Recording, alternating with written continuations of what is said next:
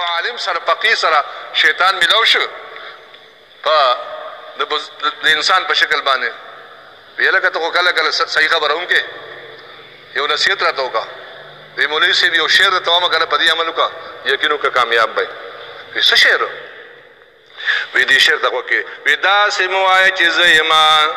که دې ووایې چې زه یما داسې به شي لکه چې زه یما وای مولوي صاحب پوه شي دا ټول چل خو په دې کې دی ځان ته زه یم وایه بس تکبر مه کوه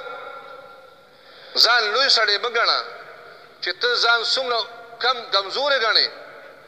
نو الله به تا دومره اوچتوي او که دې وي چې زه زم بازوي زم ته زما نه خبرې ته څوک یې ما ته څوک یې یو بادشاه مخې له چې کوم دی یو ملنګ مخې له ورغی ټول خلکو ته لار پرېښوده او هغه په لاره بس کې ملاست څوک یې بدولې دانه و څوک یې بل څوک هغه چې هغه ملنګ خوا نه ورسېدو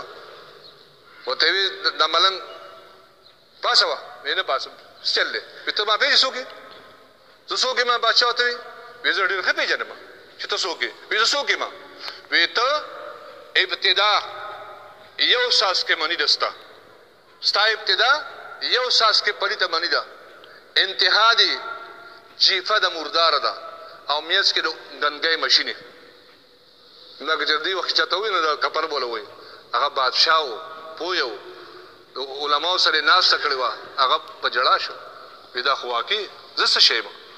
موږ چې لږ غوندې موږ ته مشري میلاو شي بس که یم نه زه یم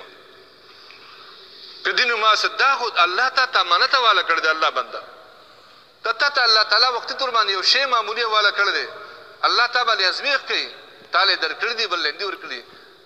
تا له ډېر درکړي بل لږ ورکړي په تا باندې دا ازمیښت دی بغمن دا ازمیښت دی الله دې موږ او تاسو کې عاجزي خاکساري بندګي دا پیدا کړي او الله دې موږ تاسو تکبر نه بچ کړي